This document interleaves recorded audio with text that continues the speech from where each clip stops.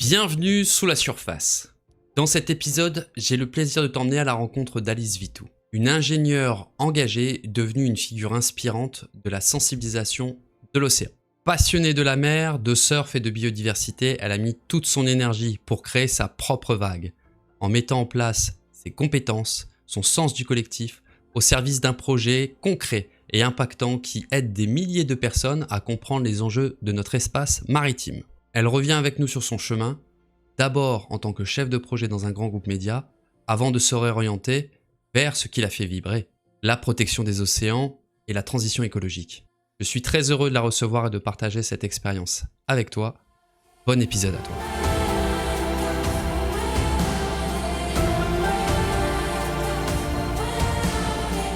Bonjour Alice Vitou, je suis ravi de te recevoir dans cet épisode sous la surface. C'est un plaisir unique parce que un profil unique. Moi, je te suis depuis des années sur les réseaux sociaux. Je vois ton activité, je vois les interviews que tu peux mener et tu fais partie de cette nouvelle génération, j'ai envie de dire cette nouvelle vague de femmes qui sont à l'initiative, qui sont innovantes pour faire porter la cause des océans. L'océan a souvent été une affaire de femmes, de grandes femmes.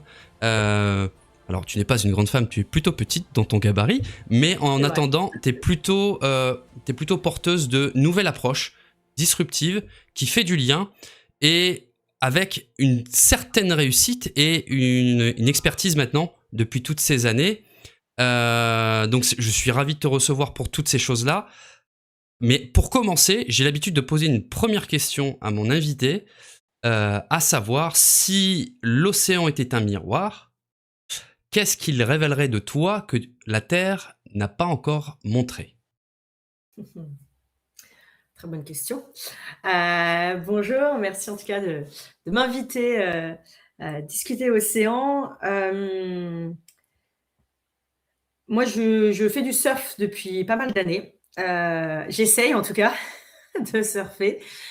Et je pense en tout cas que quand je suis dans l'eau, ça, en tout cas, ça. Alors, je sais pas si ça va vraiment répondre à ta question, mais en tout cas, c'est un miroir de moi-même dans le sens où je sens que forcément, je suis face à la force de l'océan. Ça amène à une certaine, forcément, humilité face aux vagues qui vont t'envoyer dans tous les sens. Je dirais que ça m'apaise et ce qui n'est pas mon caractère sur Terre. Je suis plutôt énergique et plutôt dynamique, plutôt voilà.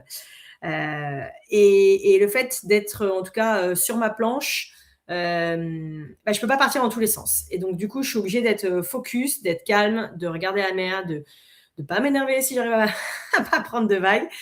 Sinon, c'est encore pire. Et donc ça m'apporte un certain apaisement et ça révèle un côté de moi que j'ai moins sur Terre, qui est voilà un peu plus de calme et aussi de bienveillance envers moi-même. Donc je peux être un peu plus exigeante sur Terre.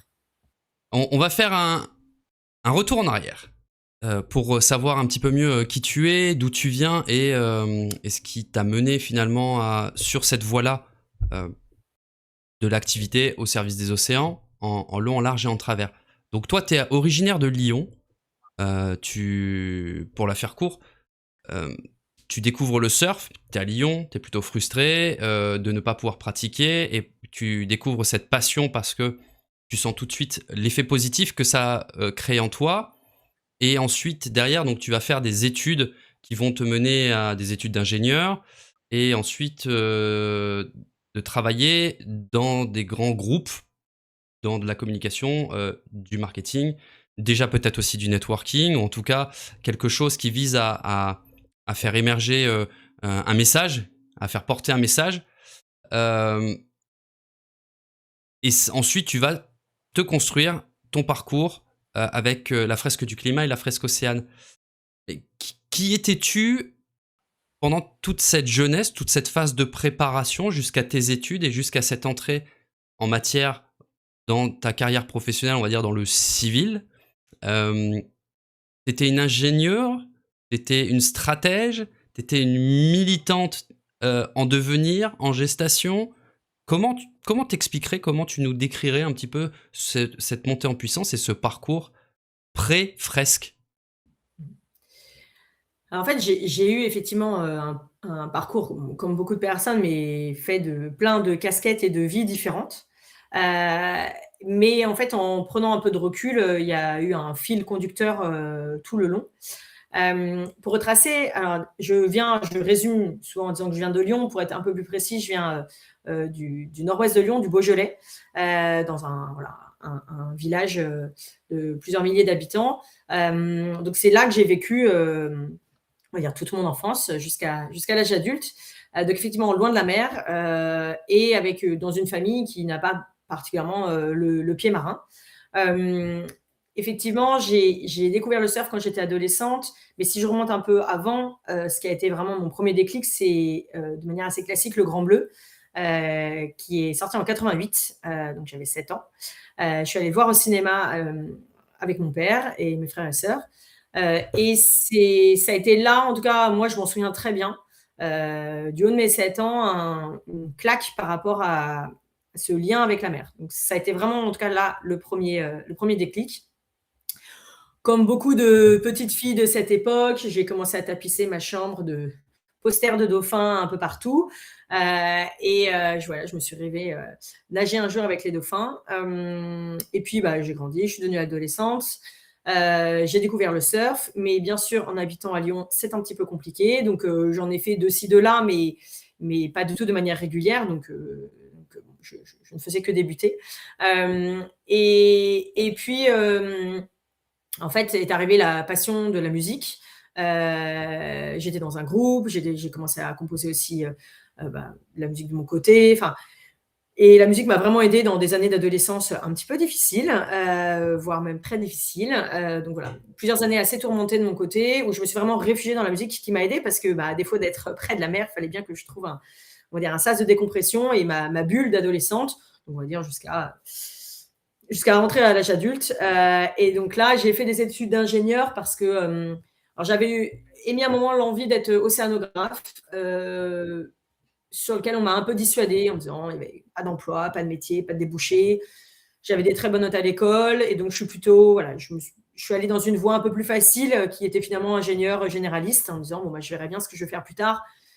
Mais voilà, à défaut d'avoir été océanographe, j'ai aussi réfléchi à être ingénieur du son, comme j'étais passionnée de musique. Et donc, donc j'ai fait mes études d'ingénieur à l'INSA de Lyon. Et dès qu'il a été possible de partir à l'étranger, je suis partie le plus loin possible. Et je suis partie en Australie, bien sûr, pays du surf aussi, vivre à Melbourne, faire mes études là-bas. Donc, ça a été aussi on va dire un déclencheur pour ce lien avec la nature, qui est bien sûr très fort en Australie. Et puis après, en fait, quand je suis revenue en France pour démarrer ma vie professionnelle, j'étais plus dans cette optique audiovisuelle, musique. Moi, c'était plus, voilà, j'avais honnêtement un peu mis de côté quand même ce lien avec la mer. Et donc, j'ai fait ça. J'étais pas du tout dans le marketing, hein, j'étais vraiment dans la partie technique, gestion de projet. J'ai bossé plusieurs années dans des boîtes de médias, mais moi, j'étais vraiment dans la partie ingénierie, dont un bon paquet d'années dans le groupe Canal+. Et j'ai passé de très bonnes années, mais au bout d'un moment, voilà, petite dissonance, envie de breaker. Donc, je suis partie faire un tour du monde pendant 1 an. Et c'est au moment où je suis revenue, où forcément, j'avais vécu plein de choses très différentes. C'était assez évident que je ne pouvais pas reprendre mon travail comme avant de partir. Et donc là, je me suis posée en me disant, OK, en fait, quelle voie professionnelle je veux avoir. Ça, on sentait que je ne voulais plus retourner dans l'audiovisuel, je voulais du sens, mais je ne savais pas quel type de sens. Et donc là, j'ai commencé à phosphorer, à rencontrer plein de gens. J'étais à Paris à cette époque, donc c'était facile. Il y avait énormément de conférences, de festivals, etc. Et en fait, très vite, j'ai rencontré Surfrider. Donc c'est là où je me suis dit, mais en fait, c'est la petite fille que j'étais. On dit souvent, en fait, il faut se reconnecter à l'enfant qui est en toi. Et en fait, c'est redevenu, mais honnêtement, j'ai comme une évidence de dire, mais en fait, c'est l'océan depuis toujours. Je l'ai un peu mis de côté pendant des années, parce que c'est plus la musique, en fait, qui m'a sauvé mes années adolescentes. Mais en fait, c'est l'océan depuis toujours. Et donc là, j'ai repris une direction tournée vers l'océan. Et donc, j'avais une trentaine d'années. Hein. J'étais effectivement, je devais être autour de 35 ans à cet âge-là. Donc, j'ai bifurqué sur l'océan là, en me reconnectant en fait à ce qui m'animait vraiment et qui était l'océan. La première chose sur laquelle j'aimerais réagir, c'est quoi qui te qui te fait réagir à cette époque-là, qui te dit allez, je peux plus faire semblant de travailler là où je travaille, j'ai besoin vraiment d'une nouvelle direction. Et, euh, et c'est quoi que tu te dis qui va te faire ce passage à l'acte courageux de se lancer sans filet peut-être pour, euh, pour tourner cette page, on va dire, voilà, traditionnelle du courant d'ingénierie de ton expérience Canal. Euh, c'est quoi ces arguments, ces choses-là?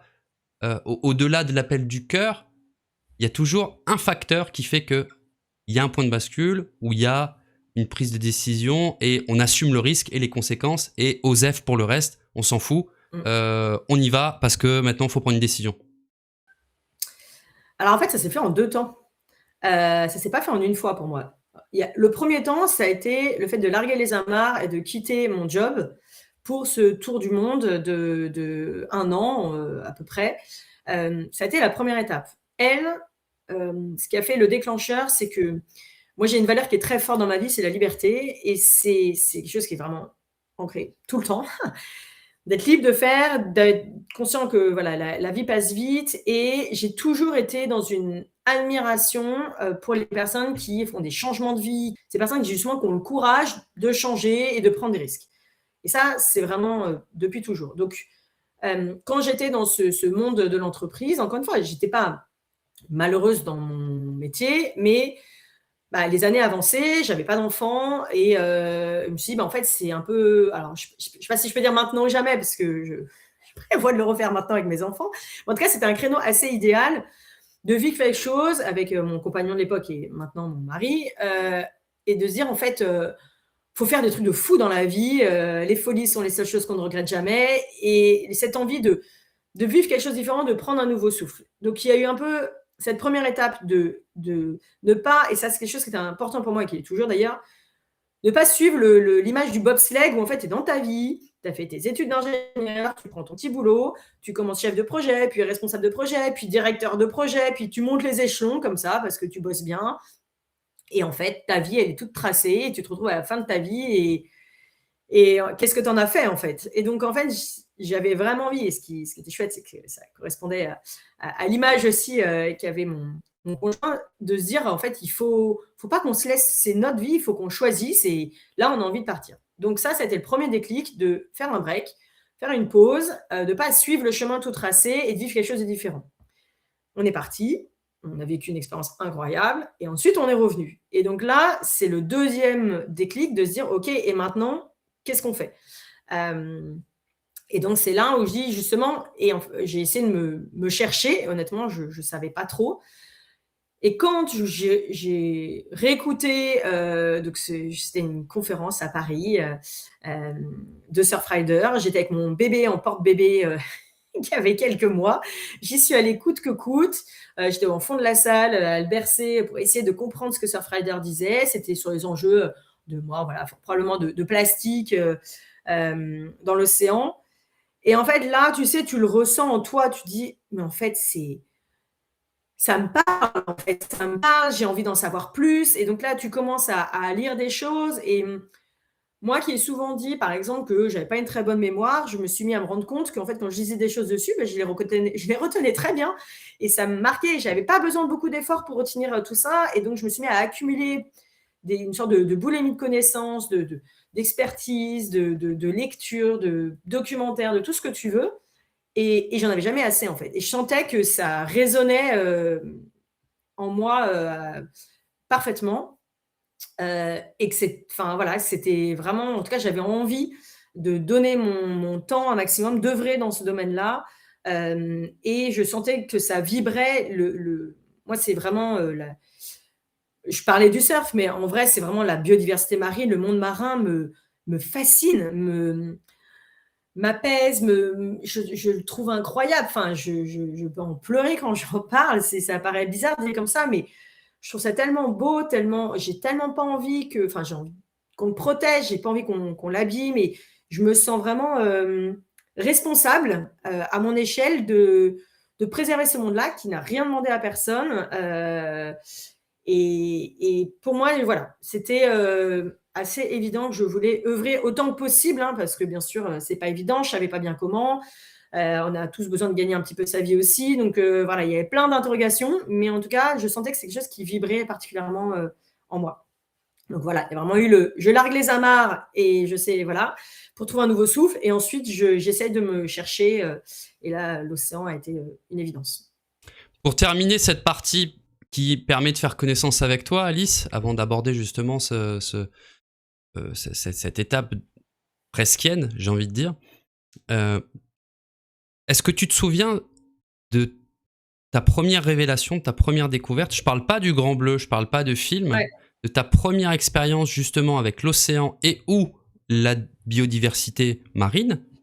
Euh, Est-ce que tu te souviens donc de ça? Est-ce que tu peux nous en parler? Et pour moi, j'ai envie de te poser la question en précisant la chose. Est-ce que c'était un émerveillement? Est-ce que c'était un colère? Est-ce que c'était une peur? Est-ce que c'était une surprise? Comment ça s'est passé cette première rencontre? Et je voyais tous mes copains qui passaient toutes leurs vacances au bord de la mer et que moi, c'était pas du tout le cas. Et je me souviens, en tout cas, me dire, mince. Et moi, alors, c'est un autre pan de ma vie que j'adore aussi, hein, mais mes parents, on avait un T3. Donc, un T3, c'est un combi Volkswagen. Il s'appelait Félix. On a vadrouillé toute mon enfance, tout le temps, dans ce combi Volkswagen, de briques et de broc, hein. Moi, je dormais dans le hamac au-dessus des sièges passagers. Bien sûr, à l'époque, il n'y avait pas de ceinture de sécurité. Enfin, bon, bref, voilà. J'ai adoré et j'ai reproduit ça, du coup, avec mes enfants maintenant. Mais on était tout le temps à se déplacer, du coup. C'était tout le temps, on ne s'arrêtait jamais. Et en fait, je me souviens en tout cas me dire que j'aimerais bien, là, m'arrêter au bord de la mer plusieurs jours et rester, en fait, pour pouvoir vraiment en profiter. Donc, je me souviens vraiment de cette frustration de ne pas passer 2 semaines au bord de l'eau. J'ai quand même, alors je dis que j'habite loin de la mer, mais mon père avait le rêve d'avoir un bateau et on a fait 2 fois une semaine dans mon enfance sur un voilier avec un skipper, une fois en Bretagne, une fois en Méditerranée. Et je me souviens avoir voilà, été à la barre jour et nuit, avoir vécu la mer à ce moment-là. Donc j'ai quand même eu des moments forts d'enfance en lien avec la mer, mais effectivement l'envie d'aller plus loin. Pour aller plus loin, tu vas aller très très loin, même d'un point de vue géographique, même si tu as bossé à Paris. Donc là, tu vas partir à l'ouest pour Rennes. Et ce mouvement de créer, donc d'abord tu vas t'impliquer dans la création de la fresque du climat. Voilà. Mm. Et si j'ai bien compris dans ton parcours, à un moment donné, cette passion dévorante pour les océans ne s'exprimait pas suffisamment dans la fresque du climat. Et à un moment donné, tu as voulu décliner cette fresque-là pour parler et approfondir le sujet des océans. Euh, Toi qui aimes bien les reconversions courageuses que tu admires, pour le coup, tu vas prendre ton destin en main pour créer ta propre reconversion, pour créer ton propre changement et répondre de tes besoins. Qu'est-ce que tu as le plus risqué dans la création de la fresque des océans? Euh, donc effectivement, à cette époque où je fossorais, donc j'ai parlé de ma rencontre avec Surfrider, je me suis dit effectivement, donc j'ai commencé à me renseigner sur les océans. En fait, au même moment, j'ai rencontré Cédric Rionbach, donc le créateur de la fresque du climat. J'ai découvert l'atelier. J'ai eu là un énorme, comment on dit, la claque. Je me souviens très très bien d'une discussion. Alors moi, je n'avais même pas fait la fresque du climat. C'est mon compagnon qui l'a faite. Et il est rentré le soir. Donc lui, il s'était pris cette claque-là. Et donc, il me raconte ce qu'il venait de dire avec la fresque du climat. Et je me revois, on était dans la cuisine. Notre fils était bébé et dormait. Et donc, je prends conscience au travers de ces mots qui venaient vivre la fresque du climat, en fait, ce qui était de me raconter, voilà, que le monde allait s'effondrer, que voilà, qu'il fallait, que là, il y avait urgence, etc. À ce moment-là, ce qui est assez drôle, c'est que lui me dit il faut qu'on change tout. Par contre, moi, clairement, j'arrêterai pas de manger de la viande. Et moi, je lui dis ok, je veux bien tout changer, mais par contre, moi, j'arrêterai pas l'avion. Donc, ça devait être en 2017. On est végétarien, on ne prend plus l'avion maintenant, donc ça a mis quelques années à faire son chemin. Mais voilà, c'était des choses pour moi, pour tous les deux, c'est un chemin quoi, qui se construit. Donc j'ai eu cette prise de conscience climatique, en même temps que j'étais en train de me plonger dans l'océan. Et donc, on s'est rapproché de Cédric, qui a monté son association de fresque du climat. Donc, on a été tous les deux dans les cofondateurs de la fresque du climat. euh, donc dans le conseil d'administration. Et donc en parallèle, j'ai justement embarqué dans cette aventure autour de la fresque du climat et commencé à me renseigner sur les sujets de l'océan. Au moment du conseil d'administration de création de l'association de la fresque du climat, on était une dizaine, j'ai levé la main à un moment en disant que dans les projets que j'aimerais bien mener, c'est de créer une déclinaison de la fresque du climat pour parler de l'océan. Donc ça, je l'ai dit dès le tout premier conseil d'administration.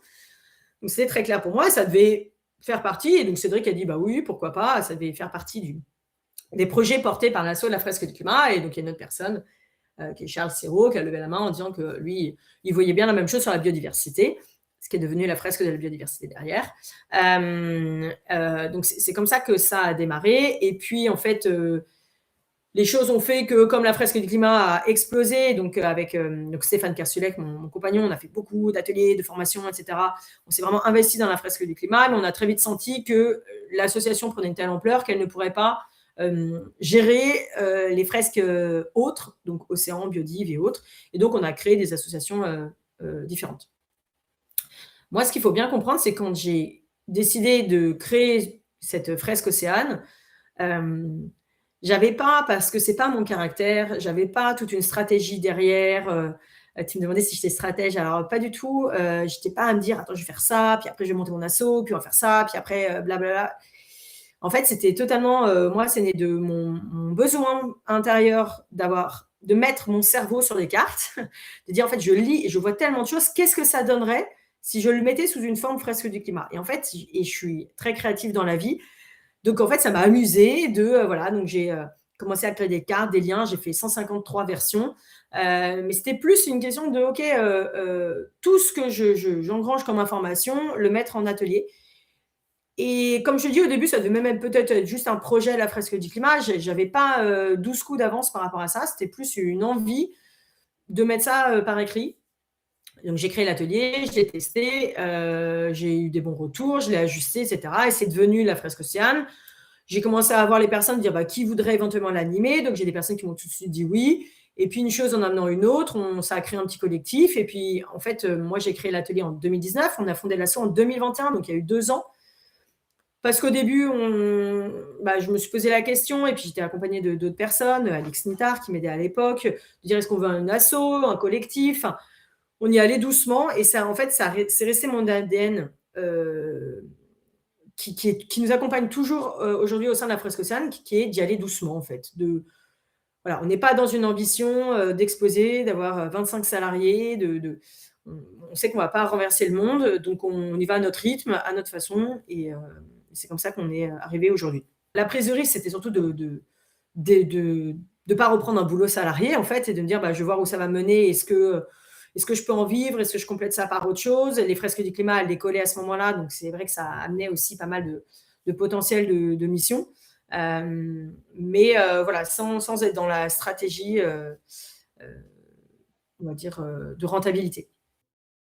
Tu as eu un point noir sur la question de la légitimité quand tu as commencé, parce que le milieu de l'océan, c'est quand même quelque chose qui est assez vase clos.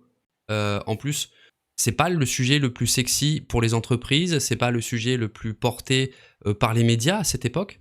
Et du coup, créer sa place en venant de, passe-moi l'expression, nulle part, ça pose la question de la légitimité. Comment tu as géré tout ça, toi? Mais je l'ai toujours. Je l'ai jamais résolu. Non, dans le sens où, oui, effectivement, je le dis et je le dis toujours, en fait. Je dis toujours, je suis pas océanographe, je suis pas biologiste.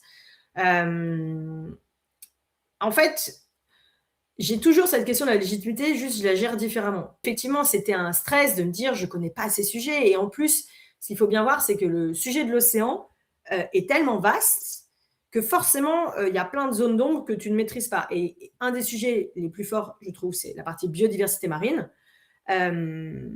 où on parle un peu voilà, des réseaux trophiques, des liens entre les espèces, etc. Mais je ne suis absolument pas une experte du concombre de mer ou de l'otarie ou du plancton, tu vois. Donc, très vite, on peut poser des questions à laquelle je n'ai pas de réponse. La pire question étant, mais qu'est-ce que ça mange? Et en fait, tu te rends assez vite compte que tu ne sais pas ce que mange la majorité des espèces ou qui la mange. Enfin bon, bref, ça marche dans les deux sens. Donc en fait, j'avais ce point-là qui effectivement m'a beaucoup stressée. Mais je me suis dit, bah, en fait, voilà, moi, j'apporte pas l'expertise, j'apporte la vue transverse.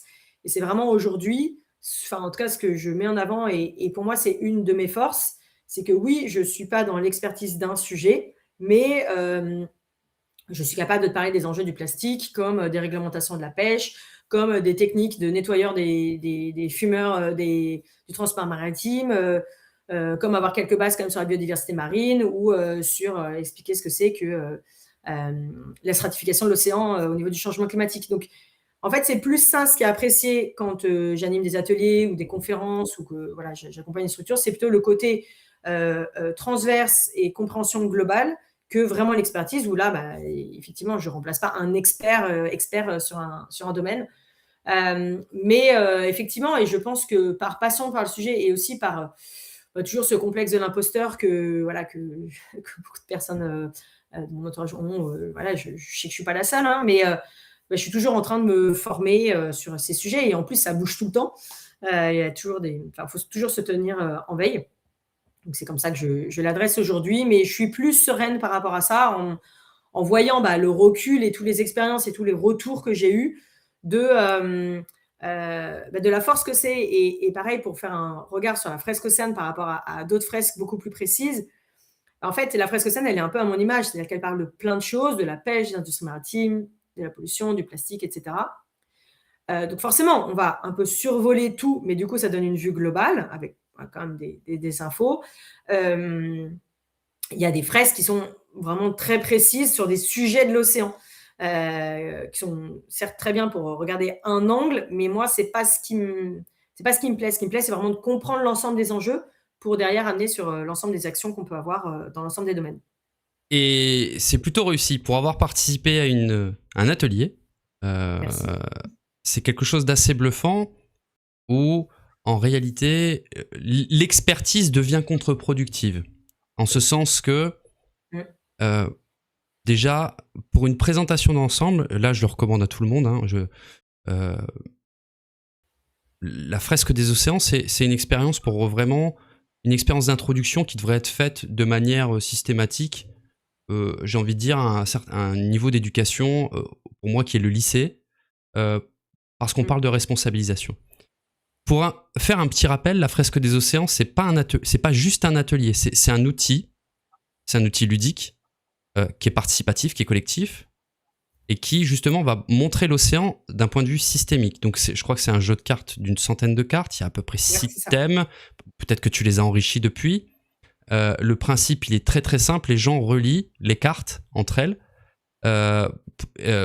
pour comprendre les interactions, pour comprendre les activités et l'impact que l'homme peut avoir sur les océans, et discuter des pistes d'action. Donc aujourd'hui, en plus, je crois que tu as 200 animateurs. Dans une dizaine de pays, tu as touché déjà plus de 30 000 participants, c'est ce que j'ai cru voir.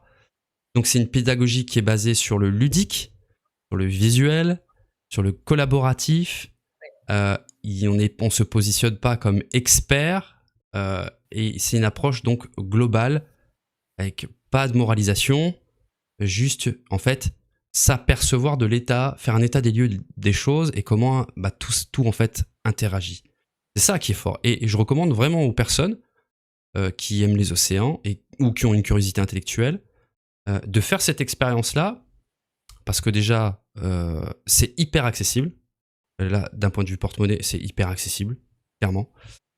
Et on sort vraiment avec cette espèce de montée d'un cran au niveau conscience, au niveau intelligence, pas intelligence technique, conceptuelle, etc., mais une intelligence du vivant, une intelligence de mon environnemental, j'ai envie de dire. Voilà. L'introduction est longue, mais elle est nécessaire parce que, en fait, ce qu'a fait Alice par rapport à cette construction d'outils, c'est ni plus ni moins que utiliser les meilleures techniques pédagogiques au service d'une vision d'ensemble. Et la vision d'ensemble, en fait, elle est hyper humble. Parce qu'elle est faite avec simplicité pour être accessible à tous. Et c'est important parce qu'il y a beaucoup de personnes qui cherchent la sophistication dans ce qu'ils font, qui mettent du détail, qui mettent du sens, du style, Moi-même, moi le premier, hein, dans certaines choses que je fais encore aujourd'hui, j'aime bien aller chercher une orientation, alors que la simplicité, des fois, elle est juste efficace et t'en fais la démonstration. La question que je voulais te poser vis-à-vis de cette chose que tu portes sans calcul, juste, peut-être naïvement, je le dirais avec le cœur, juste avec la pulsion qui t'anime, c'est pourquoi avoir choisi justement cet angle d'un collectif, d'intelligence collective, plutôt qu'un discours militant, frontal, plutôt qu'une posture peut-être plus individuelle. C'est une très bonne question. Alors, je me permets juste de préciser, c'est la fresque océane. Ça a son importance parce que justement, euh, c'est pas des océans, et c'est un des messages qu'on porte, c'est qu'il y a un seul océan. Et en fait, ça a toute son importance. Euh, Il y a deux choses. Alors, on aurait pu l'appeler la fresque de l'océan. C'était une réflexion que j'ai eue au début entre fresque océane et fresque de l'océan.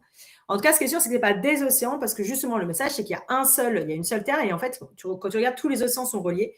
Et donc, dans toutes nos communications, on insiste bien sur de l'océan, et un océan avec un grand O, de la même manière qu'on met un grand T à Terre. Et en fait, ça a toute sa symbolique pour dire, en fait, voilà, on pourrait s'appeler la planète mer plus que la planète Terre, parce qu'il y a plus d'eau que de terre. Et donc après, voilà, on l'a personnalisé, on va dire féminisé en l'appelant la fresque océane. Mais ouais, c'est juste pour en fait le symbole qu'il y a derrière. Et pour répondre à ta question, moi, de toute façon, j'aime travailler en collectif. J'ai toujours travaillé en équipe. Je suis pas. Enfin, en tout cas, les choses se sont faites assez naturellement sur le fait de le porter collectivement.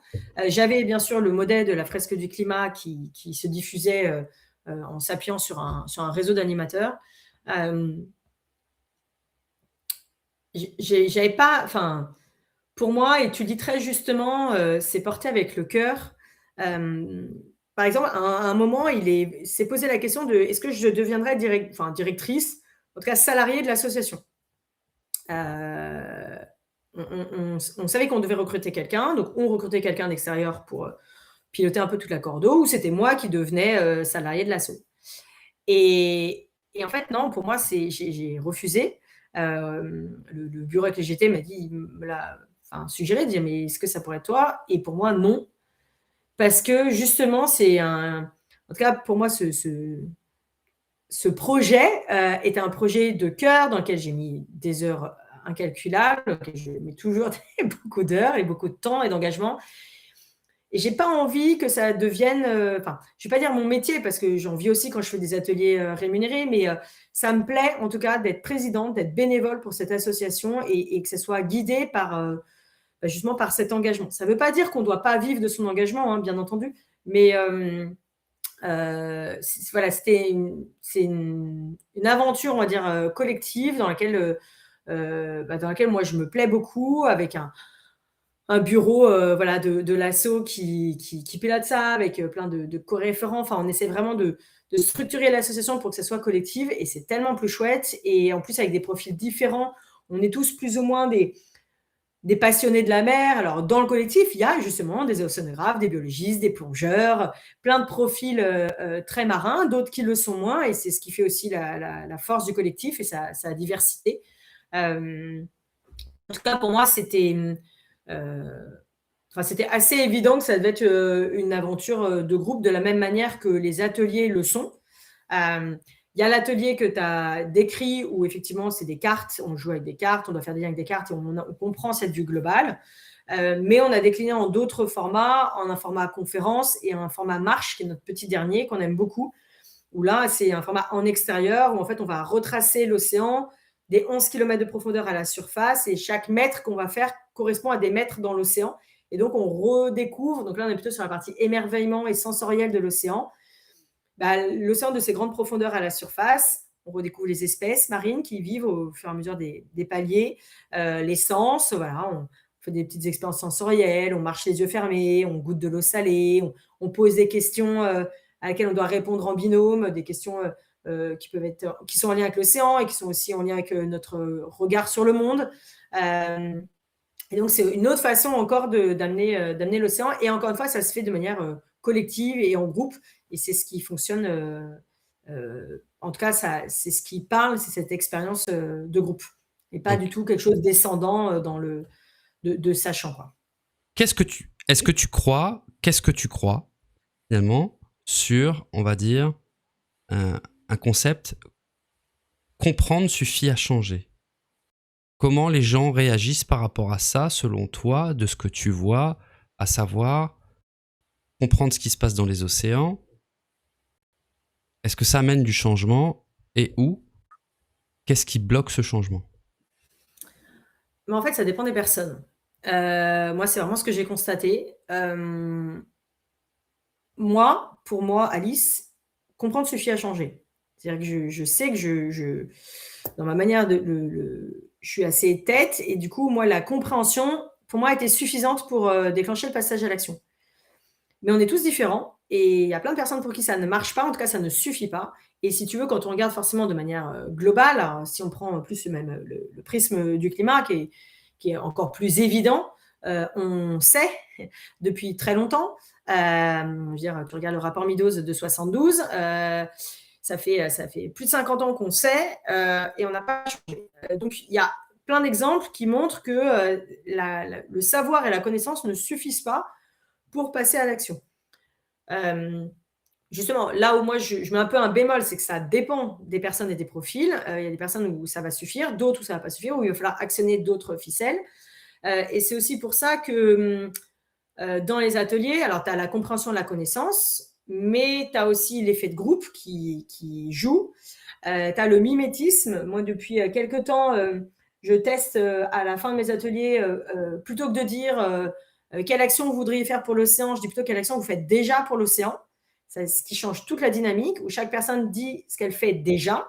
Déjà, ça la valorise.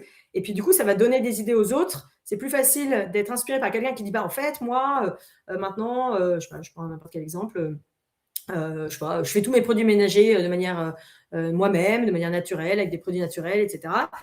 Mais du coup, la personne à côté, elle va dire, ah ouais, du coup, elle va pouvoir poser des questions, s'en inspirer, etc. Et c'est plus facile, en tout cas, le mimétisme et regarder ce que je fais plutôt que ce que je dis. Et donc ça marche aussi bien. Et en fait, c'est plein de mécanismes complémentaires de compréhension, de mimétisme, de cœur, de parler voilà, au sensoriel aussi, d'être dans l'échange, d'avoir l'effet de groupe. Et c'est tout ça qui aide à agir, mais très clairement, on n'a toujours pas craqué le comment passer à l'action. Alors, il y a plein d'analyses en neurosciences sur pourquoi est-ce qu'on passe pas à l'action, voilà, parce qu'on n'arrive pas à se projeter, parce qu'on attend d'être au pied du mur, voilà. Mais on n'a toujours pas trouvé en tout cas, c'est pas évident. Comment passer à l'action à titre individuel, au titre collectif, au titre politique, au niveau des entreprises, etc. Donc, en tout cas, la connaissance est nécessaire. C'est-à-dire que c'est pour moi la base d'avoir compris. Après, on n'a pas besoin d'être expert, mais en tout cas d'avoir eu des éléments portés à sa connaissance, à son échelle et à son niveau. Et donc, ça peut être aussi bien dans les ateliers qu'on fait dans les écoles que aux grands dirigeants. Donc, avoir quand même les infos et les clés pour comprendre est pour moi essentiel.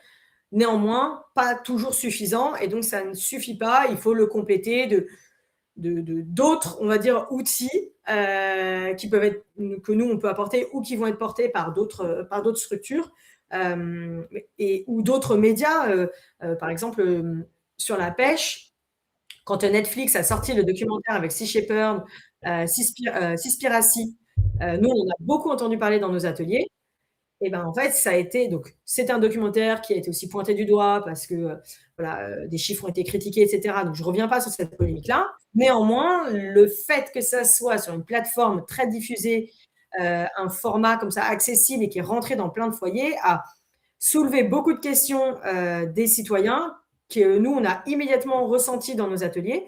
Et donc, c'est la force de la multiplicité des formats, documentaires, ateliers, livres, conférences,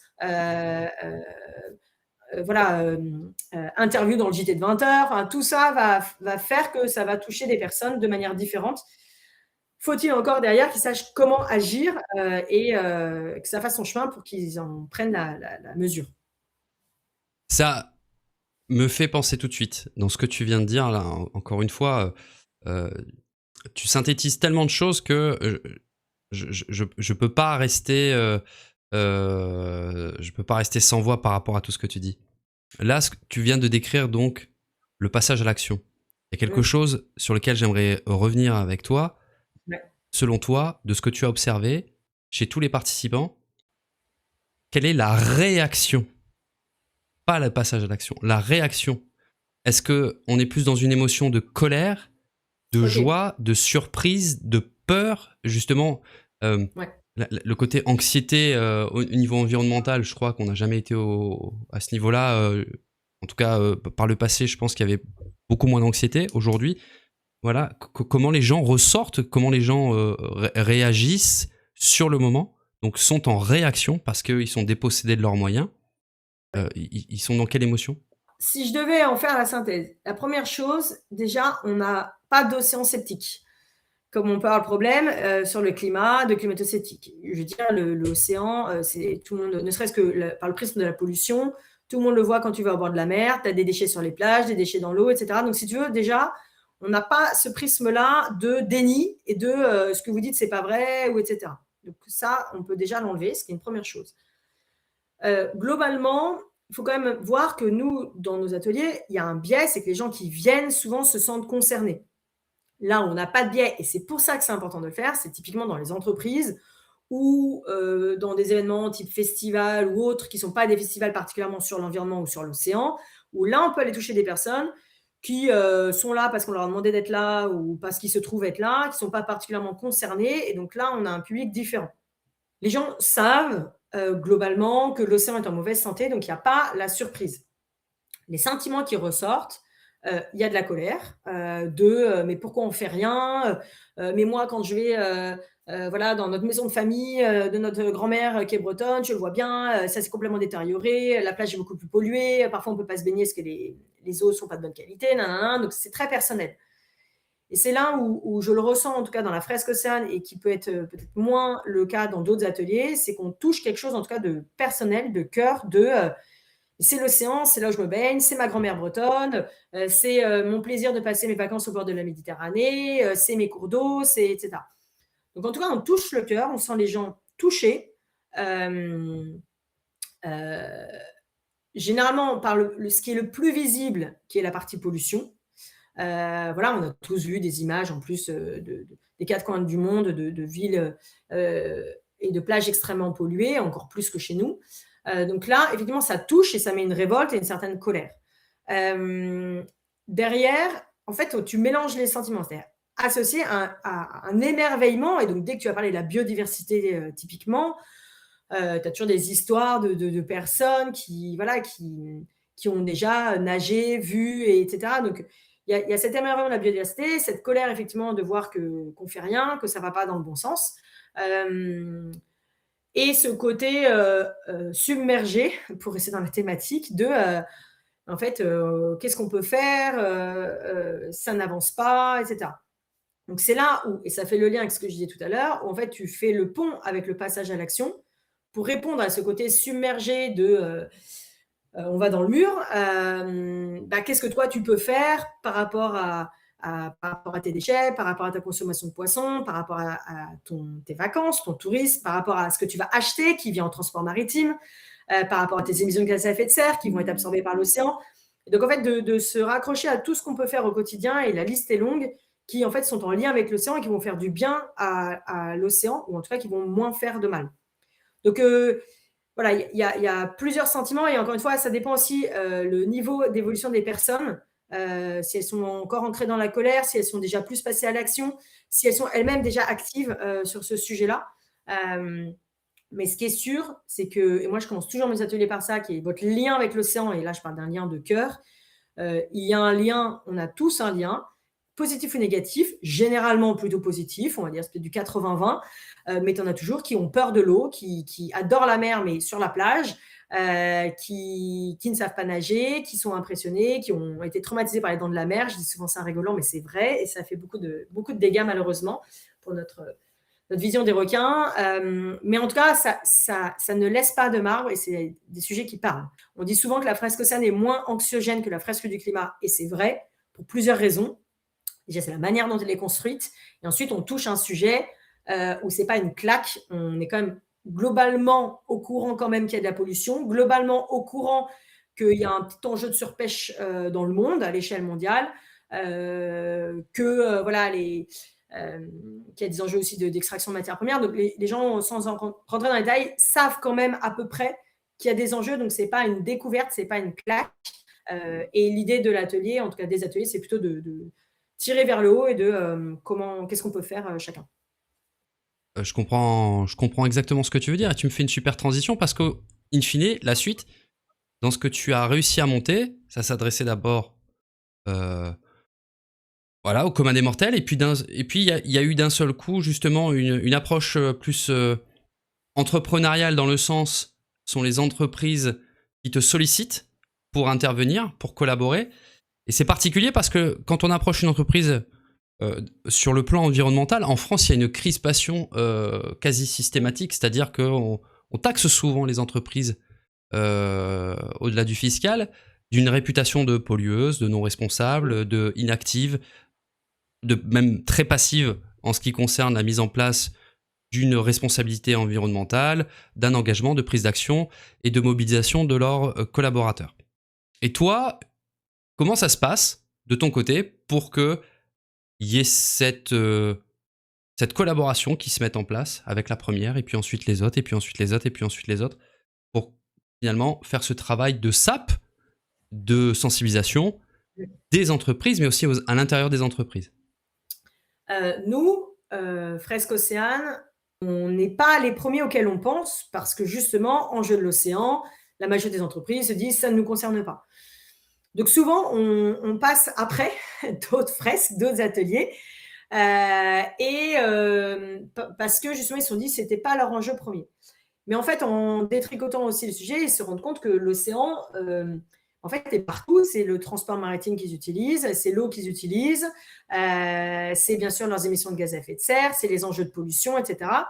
Donc en fait, c'est un peu nous, notre travail de montrer que l'océan n'est pas une niche juste pour les entreprises qui ont un produit ou un service en lien avec la mer, mais en fait, toute entreprise a des liens avec l'océan. Donc là, c'est un gros travail qui n'est pas évident.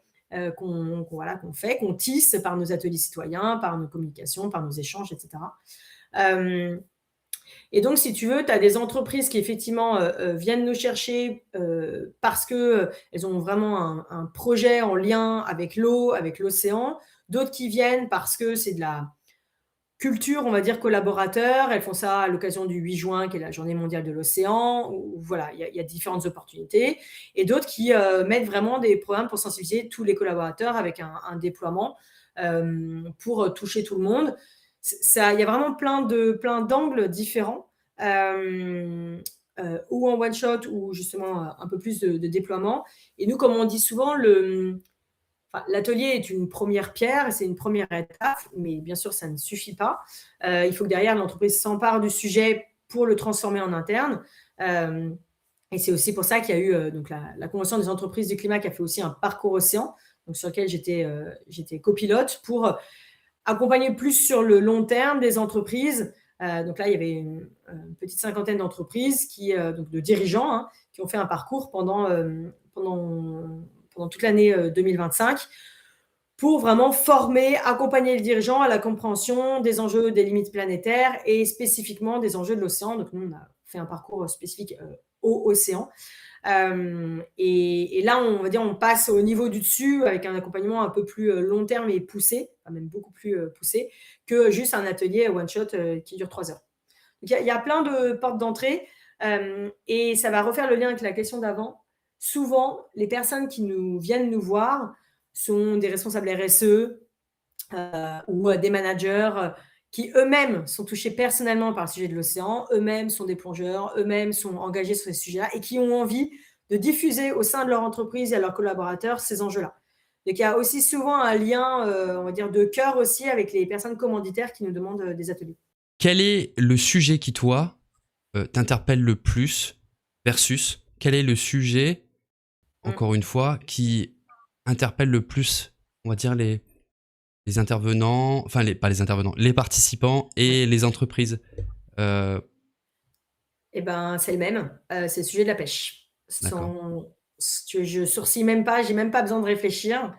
Alors, très clairement, moi, c'est le sujet qui me touche le plus. Et dans tous les ateliers, et ça, c'est pas que mes ateliers, c'est partagé avec les autres animateurs, le sujet de la pêche est souvent un sujet qui remonte. Parce que on a tous plutôt une conscience de la pollution à terre, pollution en mer. Euh, mais le sujet de la pêche et de la surpêche est moins visible et donc touche parce que on a tous, on mange tous 3 fois par jour et donc ça nous parle de notre alimentation. On a tous besoin de manger et donc de comprendre l'enjeu de la pêche et de comprendre comment tu peux aussi agir par le choix de ce que tu vas mettre dans ton assiette est quelque chose qui parle. Et moi, je vois bien dans mes ateliers, les personnes ne connaissent pas les techniques de pêche. Et comme je dis souvent en souriant, on sait tous à quoi ressemble une vache, un mouton, un cochon qu'on va mettre dans notre assiette. Si je te demande de reconnaître vivant le saumon, bon, ça passe encore, mais le lieu, la dorade ou tu vois, le cabillaud, déjà, ça commence à être un peu plus compliqué.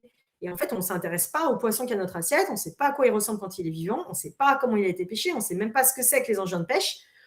Voilà, on maîtrise à peu près le casier, le filet, le chalut plus ou moins, mais alors, si je commence à te parler de palangre, de seine, enfin là, on ne sait plus du tout. Et donc, ça parle parce que les participants se rendent compte qu'ils ne connaissent pas et donc il y a un enjeu à mieux connaître pour mieux choisir, mieux questionner son poissonnier et avoir un choix plus responsable dans son assiette. Donc, moi, c'est un sujet qui me touche parce que la complexité du sujet de la pêche est un sujet qui me parle. Et effectivement, je vois aussi dans les ateliers que c'est un sujet qui résonne. Et quand je fais des tours de table à la fin, justement, sur ce qui les a marqués, les sujets qu'ils ont découverts, ce qu'ils auraient envie de changer maintenant, le sujet de la pêche revient beaucoup. Sur, je vais mieux me renseigner, je vais mieux regarder les étiquettes, je vais mieux questionner mon poissonnier. C'est un sujet effectivement très spécifique. Et en fait, quand tu y réfléchis, tu as peu l'occasion d'en entendre parler et de te former sur ce sujet dans ton quotidien, on va dire. C'est ouais. moins relayé par les médias. C'est un sujet qui est moins perçu, le sujet de l'enjeu de notre alimentation. Voilà, on voit la pêche par la crise que traversent les pêcheurs, mais la question vraiment de qu'est-ce que je mets dans mon assiette, qu'est-ce que je vais commander au restaurant, qu'est-ce que je vais cuisiner chez moi, est un sujet un peu moins visible. Et donc ça ressort. Comment tu fais par rapport à tous ces enjeux, hein, on parlait d'éco-anxiété tout à l'heure, c'est réel, il y a vraiment des jeunes qui ont le moral dans les chaussettes. Mm. Comment, comment faire finalement pour ne pas se sentir découragé ou en tout cas repartir de l'avant, même s'il y a eu un découragement, on a le droit de poser un genou à terre, on a le droit d'être fatigué, de faire une pause, mais à un moment donné, voilà, soit on s'installe dans cette pause et on est dans l'immobilisme et tout ce qui est immobile dans la vie finit par périr, ou alors on repart de l'avant, mais il y a quand même toujours la tentation d'être découragé et d'avoir cette émotion un petit peu d'étouffement et qui est un peu plus forte que soi. Comment est-ce que toi déjà il t'arrive d'être découragé Bien sûr. et comment tu fais pour dépasser cette ampleur émotionnelle et puis cette ampleur des Mm. enjeux? Alors bien sûr, ça m'arrive, régulièrement et puis l'actualité, ne va pas dans le bon sens. Encore une fois, que ce soit, l'enjeu spécifique océan ou plus global, autour de l'environnement, de la biodiversité, du climat et cetera. Donc oui. Alors moi personnellement et en fait, bon, ça va être la même réponse pour, de manière plus globale, mais j'essaie de me protéger justement des mauvaises nouvelles. C'est-à-dire que je les vois, je les lis, mais je veux garder mon moteur. Donc, on va dire que je suis dans un certain déni, mais pas de. Enfin, en tout cas, je veux pas trop me faire polluer par, enfin, voilà, par ce qui se passe dans le monde. Je suis l'actualité, mais voilà, je sais que je veux garder mon cap et mon énergie. Et donc voilà, en tout cas, j'essaie de mettre un peu de distance, on va dire, par rapport à ça, pour pas être trop déprimée, même si bien sûr, je le suis régulièrement pour aussi bien des petites choses de pollution que je peux voir là où j'habite que des grands enjeux géopolitiques et de rétropédalage de certains pays. Quand tu vois que le traité sur la pollution mondiale du plastique, ça fait 5 fois qu'il échoue. Enfin, tu te dis, voilà, il y a des assos qui vraiment ils mettent toute leur énergie et ça n'aboutit pas à cause des pays producteurs de pétrole. Enfin, tu te dis, mais c'est pas possible qu'en 2026, on n'arrive pas à avancer là-dessus. Voilà. Et de l'autre, tu as des avancées, c'est un peu plus d'experts, mais le traité BBNJ sur la haute mer qui a été ratifié. Enfin, tu as des signaux positifs et des signaux négatifs. Donc voilà, j'essaie de me nourrir surtout des signaux positifs. Pour moi, il y a deux clés par rapport à ta question. La première, c'est le collectif, c'est de ne pas rester seul. Et c'est pour ça que, en tout cas, moi, la communauté de la fresque océane me fait du bien. Les ateliers me font du bien parce que du coup, tu es avec des gens qui prennent conscience, qui te parlent et donc tu te sens moins seul. Donc le premier, c'est en fait, de ne pas être isolé et de se rapprocher de gens, pour le coup, qui te ressemblent, en tout cas, dans leur combat, leurs convictions, leur engagement. Donc ça, c'est le premier point. Et le deuxième, c'est l'action. Pour moi, c'est le meilleur remède et je dirais bien le seul, qui est de dire, ok, on va souvent pas toujours dans le bon sens, mais j'agis à mon échelle. Alors moi, il se trouve que j'agis aussi au niveau professionnel, mais j'agis dans mon quotidien. C'est chaque plat que je vais prendre qui va être végétarien. C'est chaque fois que je vais prendre mon vélo plutôt que ma voiture. C'est chaque petite action qui, en fait, je sais bien que ça ne va pas sauver le monde, mais ça donne du sens, déjà, moi, à mon cap. Et je sens que je n'ai pas d'autre choix, en fait, que d'agir et d'incarner d'un point de vue perso. Et ça, je trouve ça hyper important parce que parfois, on voit des personnes avec des dissonances pro-perso, en tout cas, de vraiment l'incarner. Ce n'est pas juste, je dis, il faut faire ci, il faut faire ça, mais c'est moi de le faire, de le vivre, d'aussi te confronter à tes limites. Donc voilà, clairement, c'est améliorable. Clairement, je pourrais être encore plus zéro déchet. Je pourrais être encore plus ci ou ça. J'ai plein d'axes d'amélioration, mais voilà, c'est mon chemin à ma vitesse aussi. Mais ça donne du sens. Et juste, je donne un autre point qui est pour moi assez révélateur. On a eu un débat à un moment dans la fresque du climat sur les déchets. Parce qu'en fait, quand on parle de climat, la première chose que les gens vont dire, c'est la pollution, les déchets, le tri, le recyclage. Tu viens de leur faire un truc de 3 heures en leur expliquant que le monde allait vraiment dans le mur et ils te disent oui, mais moi, dans mon bureau, il n'y a pas de poubelle de tri. Et donc, c'est un sujet de te dire en fait quelle est la place. Donc, au début, on était un peu à dire, dans la confrontation, l'opposition, à dire mais attendez, les déchets, c'est une petite partie des enjeux climatiques. Ça a beaucoup plus de poids ce que vous allez faire. Par exemple, en ne prenant pas l'avion ou en mangeant plus végétarien, etc. Et en fait, à un moment, on a un peu changé de discours et je trouve ça hyper intéressant, qui était plus de se dire, en fait, le zéro déchet, c'est une porte d'entrée hyper intéressante.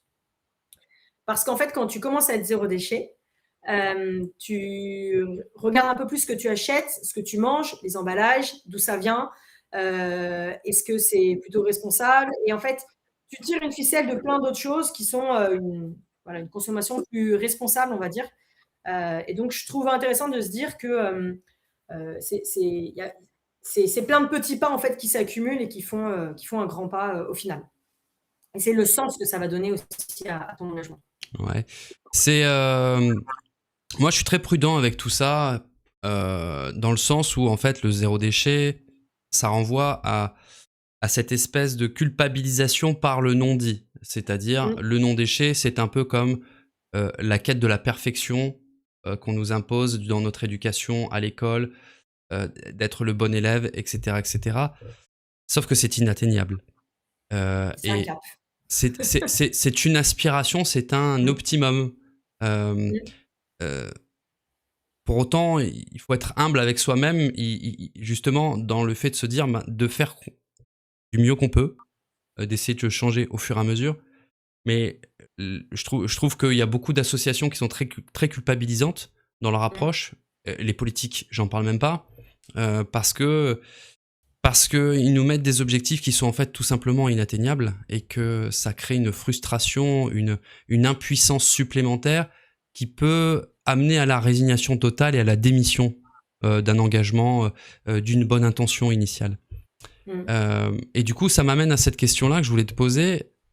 Comment on tombe par rapport à cet état des lieux, climat, Ouais. océan, euh, politique générale en plus actuellement, comment ne pas tomber dans le cynisme?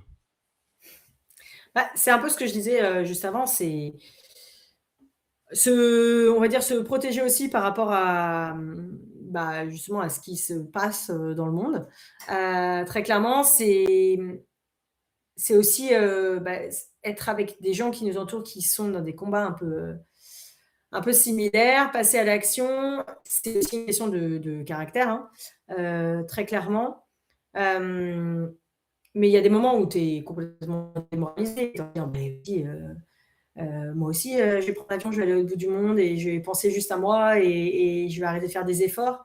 En tout cas, c'est dur. Évidemment, c'est vraiment dur. C'est dur aussi par rapport à ses enfants, je trouve. Ça amène encore une autre dimension de dire: «OK, moi, j'ai vécu ça, mes enfants, ils vivent ça et puis qu'est-ce qu'ils vont vivre après?» Hem et il y a des moments de colère et où tu peux tomber effectivement dans le enfin, ouais, dans l'envie de tout balancer, de tout arrêter, voilà, d'être cynique comme tu dis, mais je pense que encore une fois, le sens en fait que ça donne aussi et en fait, il faut vraiment être convaincu du sujet, de l'importance du sujet, ça reprend le dessus immédiatement derrière et de dire: «OK, non, allez, on garde la force et on y va». Moi, je dis souvent que je suis, pessimiste mais positive, donc pessimiste par rapport à ce qui arrive et ce qui va arriver, très clairement. Enfin, je ne suis pas une optimiste, je ne suis pas à dire: «Ça va aller, on va trouver des solutions». Non, honnêtement, je suis assez lucide et pessimiste sur l'avenir, mais positive dans mon attitude et dans ce que je veux faire et dans la trace que j'ai envie de laisser et dans l'énergie que j'ai envie de mettre. Donc je suis plutôt, voilà, positive, mais effectivement, quand même, malgré tout, pessimiste. En tout cas, je me mets pas des œillères sur le fait que ça va aller. Non, je sais qu'effectivement, ça va pas dans le bon sens, ça va pas assez vite, et ça me met en colère de voir quand il y a des avancées qui repartent en arrière, qu'on détricote, des réglementations qui enfin allaient dans le bon sens, qu'on n'arrive pas à aboutir sur certains traités, et cetera. Donc oui, j'ai grande colère, mais le besoin d'action et de quand même, bah, faire du mieux que je peux, sur cette cause-là, reprend le dessus. Après, juste pour revenir sur ce que tu disais, le côté, perfectionniste, justement zéro déchet. Pour moi, alors je suis absolument pas zéro déchet, très difficile. Pour autant, c'est un cap et donc c'est chaque chose que je peux faire pour tendre vers, ça, j'essaye de le faire. Hem, Moi, ce qui me fait, réagir sur ce que tu dis, c'est le mot non culpabilisant que j'entends énormément et je trouve que c'est un vrai point qu'il faut questionner. Parce que moi, je l'entends dans mes ateliers, on me dit quand on me demande des ateliers, on me dit: «Oui, je voudrais pas que ce soit culpabilisant». Mais en fait, non, je suis désolée. Si tu culpabilises, bah, tu culpabilises, c'est parce que tu sais que tu fais pas ce qu'il faut. Enfin, ce que je veux dire, c'est que moi, je m'engage pas à ce que mes ateliers soient non culpabilisants. Je dis les choses et après chacun le perçoit et repart avec le sentiment, qui lui est propre. Mais, enfin, quand tu vois la situation où vont les choses, enfin, bah, si, il faut que peut-être que la culpabilité, c'est aussi un moteur qui peut te faire changer. Donc je dis pas que j'y vais en disant: «Bouh, regardez, il faut plus faire ça». Donc j'ai pas une attitude à vouloir faire culpabilisant. Je dis les choses, je réponds aux questions et après chacun, va le transformer ou non en culpabilité ou non. Mais, faut pas, en tout cas, je pense qu'il faut pas, bannir ce côté, culpabilisation comme il faut pas je veux pas d'anxiété, je veux pas que ça soit trop, déprimant ou trop culpabilisant. Il y a un moment, vu l'urgence dans laquelle on est, il faut que quand même, on prenne les choses et moi, je culpabilise souvent de certaines choses dans mon quotidien, de me dire: «Oh là là, bah là, j'ai pris ma voiture, j'aurais peut-être pu, y aller en vélo» ou là, je me suis acheté, j'ai craqué, j'ai acheté ça, mince, j'aurais peut-être pu regarder sur le bon coin avant. Enfin, mais en fait, c'est cette culpabilité qui me fait aussi avancer où la fois d'après, bah, je vais me dire: «OK, je vais faire différemment la fois d'après». En tout cas, pour moi, je ne la vois pas comme quelque chose de négatif et la culpabilité fait que tu arrêtes tout et tu fais plus rien et que tu es mal. Et non, c'est aussi pour moi un moteur pour t'améliorer la fois d'après. Et pour moi, c'est pas quelque chose de négatif en tout cas. Et au contraire, c'est que ça veut dire que tu as pris conscience des choses, tu regardes ce que tu fais, tu l'analyses, tu te juges et tu dis, bah, effectivement, là, j'aurais pu faire mieux. Mais pour moi, c'est pas négatif, encore une fois, faut le transformer en énergie positive pour se Mhm. dire, bah, je vais différemment. Ouais. Oui, oui, c'est bien que tu fasses la précision. Moi, je te dis ça, on pourrait faire une allégorie avec le spirituel, c'est-à-dire qu'on est dans une société, on est dans un monde où finalement tout nous amène à pécher et finalement, ben, celui qui nous fait pécher nous dit ah, tu as péché, tu es coupable. Sauf que bah, tout est fait pour inciter justement voilà, à consommer de manière illimitée, à moindre frais, sans conscience, etc., etc. Et du jour au lendemain, on amène les personnes devant leur conscience après des années de comportement. Donc c'est comme si on avait tendu un piège, et ce piège-là vient créer une culpabilité qui était fausse, parce que une culpabilité, elle est importante pour réagir dans la mesure où tu avais conscience de ce que tu faisais. Si demain un enfant commet une bêtise, qu'il n'a pas conscience des conséquences, lui faire peser une culpabilité, c'est juste de la manipulation malsaine, euh, dans la Ouais. mesure où en fait, la culpabilité, elle est réelle, elle est importante, elle est précieuse, euh, elle fait peser un poids justement, et une invitation, une réquisition même de changement, dans la mesure où il y a une conscience qui est préalable à l'action. Or là, on est en mode, vous êtes tous coupables, vous, les anciennes générations, alors on accuse les boomers, on cherche des responsables en fait dans tout ça. Euh, mais ces personnes-là n'avaient pas juste les éléments de conscience pour pouvoir faire les choses différemment. Aujourd'hui, on les amène, et moi c'est ça que je condamne, hein. C'est vraiment ces choses-là. Ouais, Et je je pense que comprends. la réaction dans les ateliers de personnes qui disent ah non, même moi, hein, en intervenant avec Ambassade des Océans, on me dit ah ouais, le saumon, bah, on va manger quoi pour les fêtes, et puis etc., mais on peut plus vivre, tout ça, tout ça. Et je pense que cette réaction-là, moi je la vois, je la respecte, je la comprends, parce que ces personnes-là, si elles avaient pu faire autrement, elles le feraient autrement. Sauf qu'aujourd'hui, même si on les invite à mettre des choses et à faire autrement, il y a très très peu de moyens incitatifs, fiscalement, même pour le coup, consommer responsable aujourd'hui, ben, aller chercher du bio, ben, ouais, c'est un pouvoir d'achat qui est en moins. Alors la notion de pouvoir d'achat est à discuter, hein, soit dit en passant, mais là, en fait, dans le quotidien des gens, c'est c'est étouffant, parce qu'ils ont l'impression de devoir rattraper un retard qui implique d'autant plus d'efforts qu'ils se sentent impuissants. Et, voilà, je partage ta vision de vouloir amener les gens à changer, utiliser cette énergie de colère, d'injustice, de tout ça, pour passer à l'action, parce que toi, c'est ton leitmotiv, le passage à l'action. Euh, Néanmoins, voilà, il y a vraiment cette chose-là très culpabilisante dont il faut sortir, quoi. Et voilà. Ouais, ouais, je suis désolée, je renchéris, enfin, parce que pour moi, c'est un sujet qui est vraiment important. Euh, il y a effectivement la culpabilité quand tu ne savais pas, c'est pas la même chose que la culpabilité quand tu sais. Justement, pour revenir sur l'exemple de ce que j'ai fait, donc moi j'ai dit, hein, j'ai fait un tour du monde pendant 1 an, c'était en 2015, j'ai pris l'avion à gogo, parce que pour moi, c'était pas un sujet. J'avais on va dire la fibre environnementale par rapport à la pollution. Je savais vaguement, je me disais oui, effectivement, l'avion ça pollue, mais vraiment et de manière très sincère, pour moi, l'avion c'était un transport en commun. Je me disais ça pollue, mais on est 300 dedans, donc ça va. Et donc on ne s'est pas du tout limité sur l'avion, on l'a pris à fond. On est rentré, fresque du climat et compagnie. Donc là, voilà. Moi, je ne culpabilise pas du tout. Enfin, j'ai conscience, mais je ne ressens pas de culpabilité par rapport, par exemple, à ce voyage et tous les autres voyages que j'ai pu faire, parce que vraiment, du plus sincèrement possible, je sais, je ne savais pas, je n'avais pas cette conscience. Donc, c'est pas du tout, effectivement, jeune mais la communauté, quand tu sais pas, d'où, et on revient sur la question qu'on a dit avant, l'importance de savoir et de comprendre et d'avoir la connaissance. En revanche, une fois que tu sais, ne pas agir, c'est autre chose. Et j'entends ce que tu dis parce que je l'entends dans les ateliers, de voilà, le bio ça coûte plus cher et c'est pas facile. Et puis ça demande aussi plus de temps. Enfin, je veux dire, moi je vois, j'achète principalement d'occasion, aussi bien la chose pour la famille, les enfants, etc. J'ai souvent ma famille qui me dit mais Alice, par exemple, j'ai acheté un kawaii pour mon fils. Mais pourquoi tu vas pas chez Decathlon? Ça coûte 10 balles. Enfin, et ça faisait 1 mois que j'étais sur le Bon Coin à essayer, ou Vinted ou quoi, à essayer de trouver un vêtement d'occasion. Non, non, non. Et en fait, il dit: «Mais effectivement, ça prend plus de temps d'acheter d'occasion, ça coûte plus cher d'acheter bio, et cetera».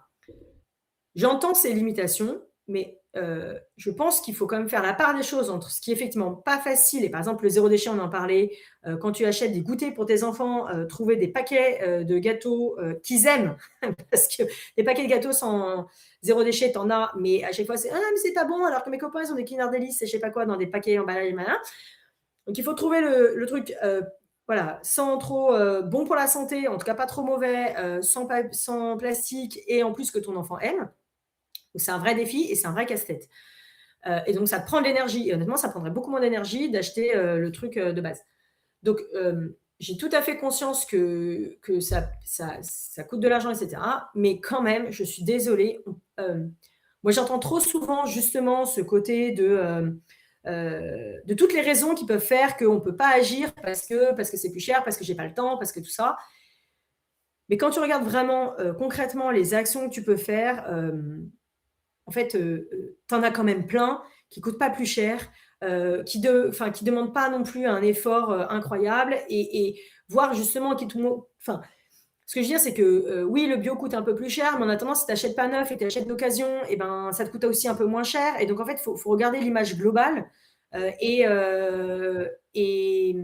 au niveau des vacances, de ce que tu as dépensé. Enfin, ce que je veux dire, c'est qu'on a aussi vite fait, de se cacher derrière, le fameux triangle de l'inaction de: «Mais ouais, mais nous, c'est aussi toute la société de consommation qui nous a tout qui c'est hyper difficile de sortir de ça». C'est les entreprises, c'est les politiques, et etc. Et à remettre la faute sur les autres. Et non, je suis désolée, il faut quand même dire que chacun à son échelle. Oui, les entreprises ont leur part de responsabilité et doivent changer. Oui, les politiques ont leur part de responsabilité et doivent changer. Mais nous aussi, on a aussi notre part de responsabilité. Et c'est sûr que quand tu vas dans le supermarché, l'offre, on va dire, un peu engagée n'est pas la première, mais avec un peu de volonté, d'effort, et cetera, on peut quand même, par petites touches, je pense, changer des choses. Et encore une fois, ça passe par ce que tu achètes, ça passe par les associations dans lesquelles tu vas donner du temps aussi, ça part par tes moyens de transport. Enfin voilà, on peut pas tout changer. Je dis pas que c'est facile, ça demande des efforts, mais il y a quand même des leviers qu'on peut. Et en plus, un levier, on amène un autre et un autre et un autre. Et puis ça ça valorise aussi, on est content, d'avoir fait, ces actions. Donc en tout cas, faut faire attention de ne pas être trop dans, en tout cas je trouve, dans le: «C'est pas ma faute». Faut, voilà, chacun prendre sa part de responsabilité et les entreprises et l'État l'ont autant que nous, citoyens. Alors, en tout cas, on l'a tous les 3. C'est ce que tu aimerais, voilà, demain la fresque Océane disparaît ou tu disparais ou voilà, il y a une société qui crée un bouleversement. T'aimerais avoir produit quoi comme effet? T'aimerais laisser quoi avec la fresque Océane durablement? Bah, pour moi, la première chose, c'est de réussir à faire en sorte que le lien, de cœur que les gens ont principalement avec l'océan, le plaisir qu'ils ont, en fait, qu'ils le ramènent dans leur quotidien. Et que, c'est pas juste, j'aime l'océan, en juillet et août parce que c'est les vacances, qu'il fait beau et que je m'éclate, et que en fait, le reste du temps, du mois de septembre au mois de juin, je l'oublie totalement. Et c'est dire, bah, en fait, si vous l'aimez, si vous aimez, les coraux que vous voyez, si vous aimez les poissons que vous voyez, si vous aimez, voilà, la mer propre dans laquelle vous vous baignez, bah, en fait, c'est le résultat de toutes les actions qu'on fait, tous. Et encore une fois, c'est dans ton quotidien, c'est dans ton entreprise. Il y a des personnes qui ont du coup mis en place des choses dans leur boîte qui sont très chouettes, qui peuvent, enfin, très diverses. Je pourrais donner plein d'exemples, mais aussi bien pour faire bouger leur entreprise que pour faire bouger les collaborateurs dans leur entreprise. Donc en fait, c'est de ramener de l'océan et d'être conscient que, en fait, on a tous un pouvoir d'action. Et c'est important de tous s'y mettre, à son échelle, à son rythme, même s'il y a urgence, donc c'est quand même pas mal de pas trop traîner. Euh, mais de se dire que ça donne du sens pour soi, pour les générations d'après. Euh, et moi, en tout cas, personnellement, me dire que si j'ai réussi par les actions des ateliers, par les gens qui ont pu écouter mes conférences ou avec qui j'ai pu discuter, à faire qu'il y ait des personnes qui aient changé des choses, bah, c'est peut-être des déchets en moins, c'est peut-être, alors ça va paraître un peu bête dit comme ça, mais c'est peut-être un plastique en moins dans l'eau et donc une tortue qu'il n'aura pas mangé. C'est peut-être un poisson dans une assiette qui lui aura pas été parce que la personne aura pris une assiette végétarienne ou un poisson pêché plus responsable. C'est peut-être, enfin, en fait, c'est de se dire qu'il y a par effet, je ne sais pas si on peut dire effet papillon, mais en tout cas par effet de rebond, d'avoir réussi à sauver des petits bouts de mer, de biodiversité, d'impact, de pollution, etc. Et moi, c'est pour ça que, enfin, c'est ce qui m'anime clairement. C'est vraiment essayer de d'aider les espèces marines, le monde marin à être le moins impacté possible par nos activités. Et on peut essayer de diminuer nos impacts. Notre présence et ce qu'on fait, nos activités, nos entreprises, de fait, par leur existence, ont des impacts. On parle du régénératif, mais déjà, diminuer nos impacts, c'est déjà beaucoup parce que forcément, on a des impacts à plein de niveaux. Donc, c'est d'essayer chacun agir. Mhm. Si tu pouvais murmurer quelque chose à l'oreille de chaque participant et de chaque personne que tu croises dans la rue ou dans une entreprise, ce serait quoi? Ça serait qu'on est tous, alors ça va te faire sourire, mais ambassadeurs de l'océan. On a tous une part un rôle en tout cas à jouer par rapport, alors moi l'océan parce que c'est mon combat, mais de manière globale sur cette planète en fait. On est tous habitants de cette planète, on fait partie du vivant. Et donc, en tant qu'espèce vivante, il faut qu'on respecte justement le monde qui est autour de nous et qu'on essaye de vivre le plus en harmonie possible avec tout ce qui nous entoure, aussi bien terrestre que sous l'eau. Et bien, en fait, transforme en fait ton lien, ton amour, ce qui t'émerveille dans l'océan, dans l'envie en fait de l'aider, de l'accompagner, enfin pas de l'accompagner, mais d'agir pour lui en tout cas, pour qu'il soit le moins impacté possible. Et donc de pas être en silo de ma vie sur Terre et j'adore les vacances l'été au bord de la mer, et de bien comprendre que les deux sont liés, qu'en fait on peut tous agir et que ça rend heureux, ça donne du sens à sa vie aussi. Toi, tu es maman. Alors, on se rapproche. Attends, je vais la refaire. On se rapproche de la fin de notre échange. Tu es maman.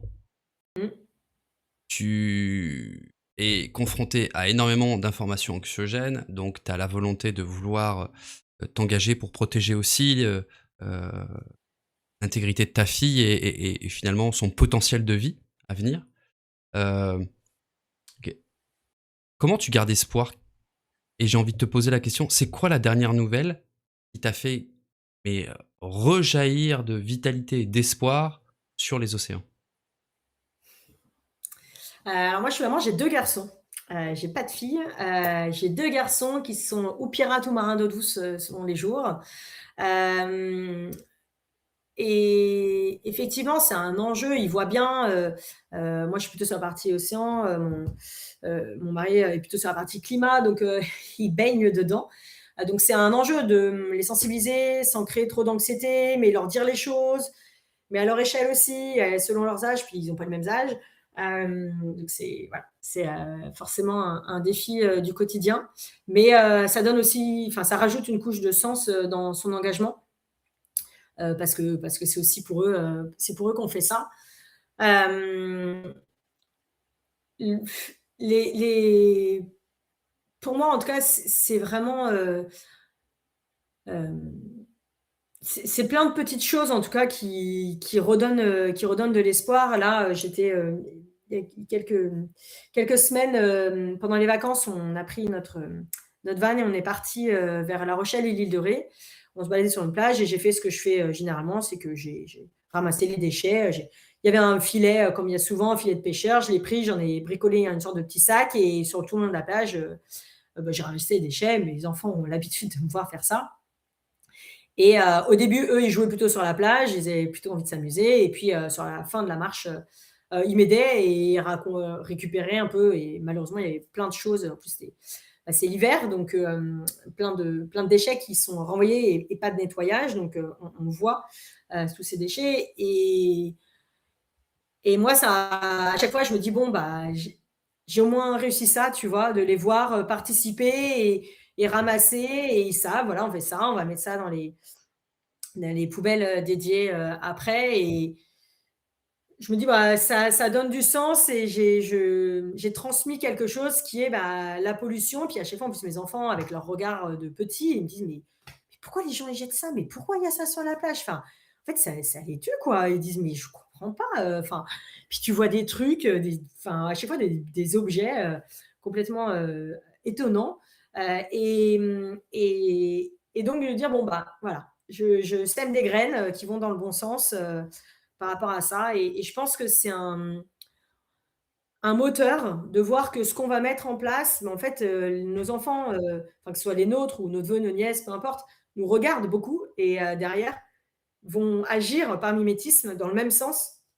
Et là, on se dit, OK, bah, quand je serai plus sur cette terre, eux, ils y seront encore, ils vont continuer et puis ils transmettront ça, etc., etc. Et donc, ça donne, je trouve, beaucoup d'énergie. Cette notion de passation, elle est hyper essentielle. Mm. Euh, Science sans conscience n'est que ruine de l'âme, comme disait l'autre. Les enfants sont en plus ultra demandeurs d'explications, de sens. C'est-à-dire que le mimétisme, à un moment donné, ne suffit pas parce qu'ils ont besoin de comprendre les choses et leur réalité. Et expliquer le pourquoi des choses vient donner un éclat et une puissance, un coefficient multiplicateur aux gestes qu'on fait. C'est assez impressionnant. Pour conclure cet échange, Alice, déjà, euh, je te remercie énormément de ta grande disponibilité, de la richesse de tes réponses et de te prêter à cet exercice de style qui est un parti pris en soi, l'océan, mais aussi à travers les hommes. Euh, Parce que l'océan est un miroir, eh bien, chacun des hommes reflète une chose dans la vie. Euh, Si tu devais, et ce sera le mot de la fin, je te laisse le mot de la fin si tu as envie d'élaborer en délivrant un message au-delà de cette question, n'hésite surtout pas, c'est ta bouteille à la mer, vas-y. Euh, mais diriger un mouvement, c'est plus que transmettre, c'est quelque chose qui nous dépasse. Euh, Qu'est-ce que tu dirais justement à cette Alice Vitou, adolescente, euh, sur cette vision que tu aimerais lui porter pour garder le cap? C'était une belle question pour terminer. Euh, Moi, je dirais, il faut s'écouter. Écouter ce qui t'anime, en fait, ce qui te fait vibrer. Et c'est pas toujours facile de le savoir. Et puis, ça peut évoluer au fur et à mesure du temps. Mais euh, bah, on n'a qu'une planète, mais on n'a qu'une vie sur cette planète. Et donc, je trouve que euh, c'est important enfin, de prendre le temps de se poser les questions de ce qui a vraiment du sens pour nous. Ça peut être, voilà, moi je suis plutôt sur la partie environnementale et océan, mais ça peut être le lien social, ça peut être l'entraide, ça peut être la transmission, enfin il y a plein de choses. Et donner du sens et écouter ce qui te fait vibrer, parce que généralement on est bon là où on se sent aligné en fait. Et après, la vie fait que bah, c'est un cap, mais ça se passe pas toujours comme ça. On peut pas toujours. Voilà, parfois ça prend plus de temps. Parfois on voulait, puis hop, et ben la vie a fait que ça sera un autre chemin.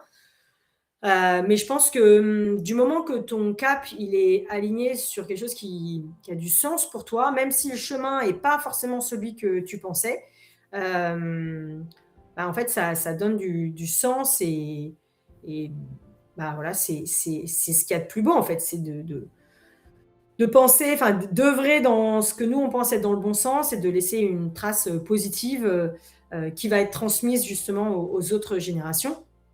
Et ça peut prendre plein de formes, encore une fois. Voilà, ça peut être de s'investir à fond bah, voilà, dans l'école de ses enfants, dans le club de foot, j'en sais rien, mais parce que le sport, ça a aussi de belles valeurs, parce que, enfin voilà, il y a plein de façons de faire, mais en fait, on se sent Je trouve, il y a pas plus beau sentiment que de se sentir utile à une cause, quelle qu'elle soit, et généralement ça révèle le meilleur de nous-mêmes.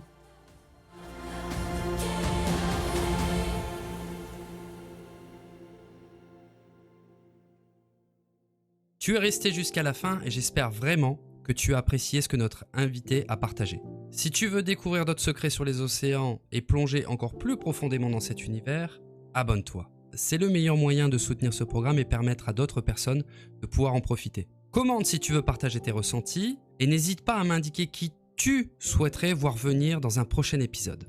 Cet épisode est maintenant terminé, on se retrouve très bientôt pour plus de profondeur.